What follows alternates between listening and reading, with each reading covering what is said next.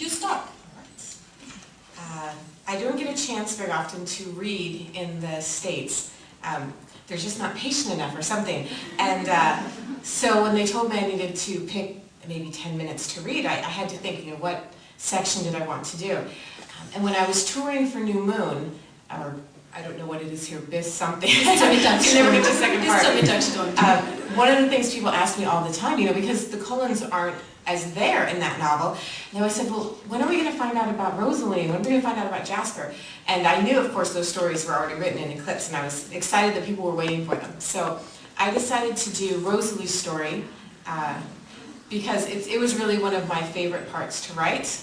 So here's Rosalie's story. Would you like to hear my story, Bella? It doesn't have a happy ending, but which of ours does? If we had happy endings, we'd all be under gravestones now.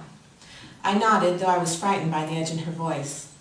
I lived in a different world than you do, Bella. My human world was a much simpler place. It was 1933, I was 18, and I was beautiful. My life was perfect. She stared out the window at the silver clouds, her expression far away. My parents were thoroughly middle class. My father had a stable job in a bank, something I realize now that he was smug about.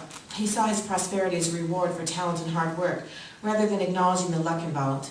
I took it all for granted then. In my home, it was as if the Great Depression was only a troublesome rumor.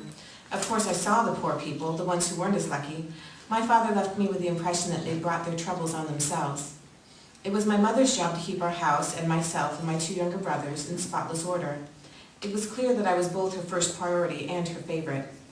I didn't fully understand at the time, but I was always vaguely aware that my parents weren't satisfied with what they had, even if it was so much more than most. They wanted more. They had social aspirations, social clamors, I suppose you could call them. My beauty was like a gift to them. They saw so much more potential in it than I did. They weren't satisfied, but I was. I was thrilled to be me, to be Rosalie Hale, pleased that men's eyes watched me everywhere I went, from the year I turned 12, delighted that my girlfriends sighed with envy when they touched my hair, happy that my mother was proud of me and that my father liked to buy me pretty dresses.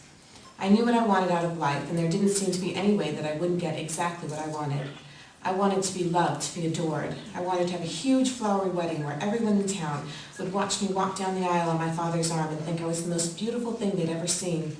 Admiration was like air to me, Bella. I was silly and shallow, but I was content. My parents' influence had been such that I also